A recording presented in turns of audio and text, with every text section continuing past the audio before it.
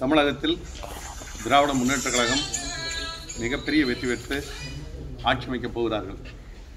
ஆட்சி அமைக்கும் தலைவர் மு.க. ஸ்டாலின் அவர்களுக்கும் அவருடைய அமைச்சரவை சகாக்களுக்கும் மற்றும் எம்எல்ஏக்களுக்கும் எங்களது தமிழ்நாடு திரையரங்கம் மற்றும் மல்டிப்ளெக்ஸ் உரிமையாளர் சங்கத்தின் சார்பாக மனதார வாழ்த்துக்களையும் பாராட்டுகளையும் தெரிவித்துக் கொள்கிறோம்.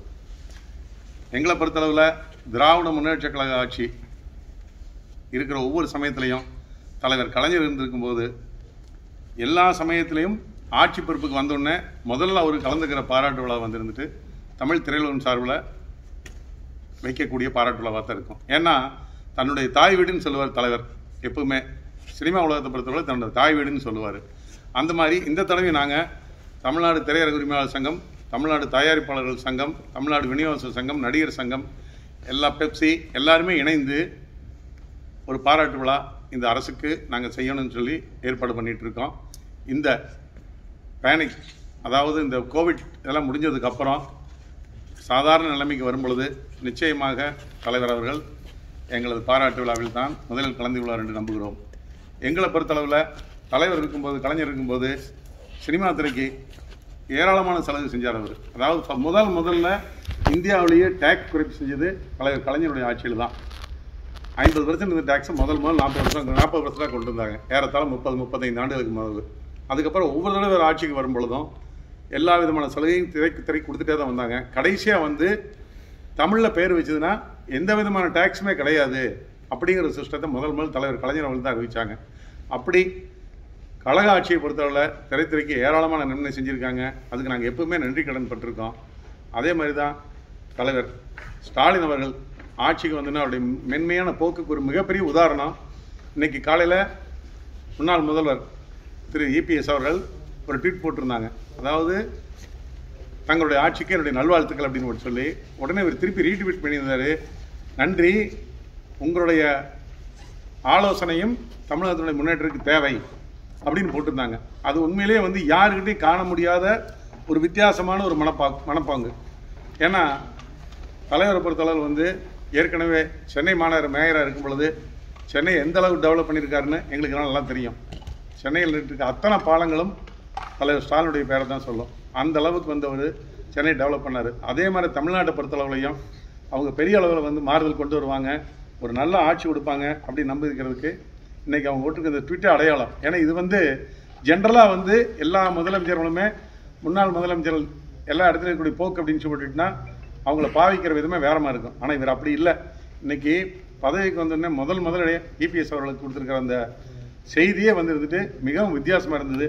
அதனால் எங்களை பொறுத்தவரையில் நாங்கள் இந்த அரசின் மூலமாக எங்களுடைய கோரிக்கைகளை நாங்கள் சொன்னாலுமே நிச்சயமாக தலைவர் வந்து கேட்பார் நாங்கள் நம்புகிறோம்.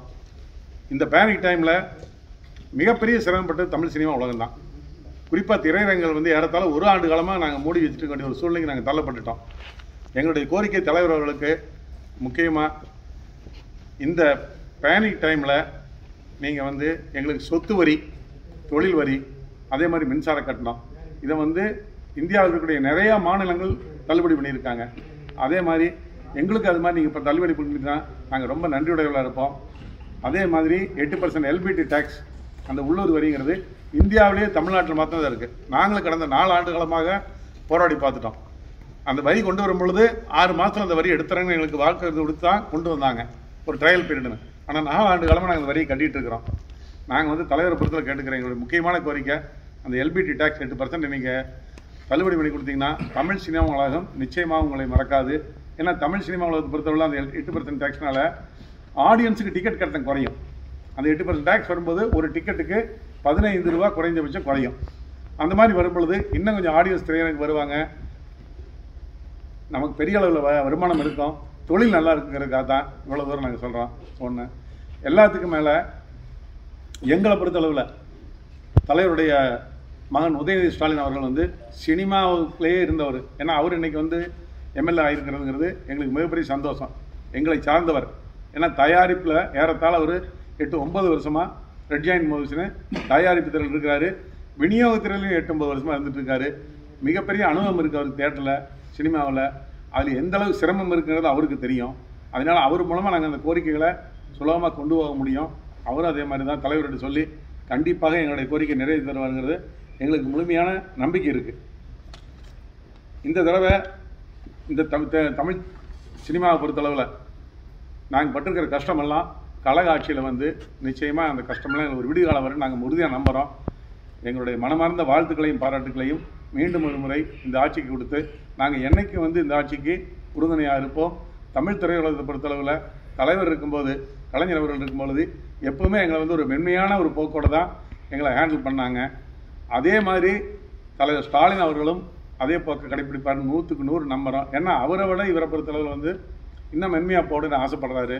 அப்படிப்பட்ட ஒரு தலைமை கிடைச்சிருக்கிறதுக்கு நம்ம எல்லாரும் ரொம்ப சந்தோஷப்படணும். இதே எங்களுடைய சங்கத்தினுடைய செய்தி.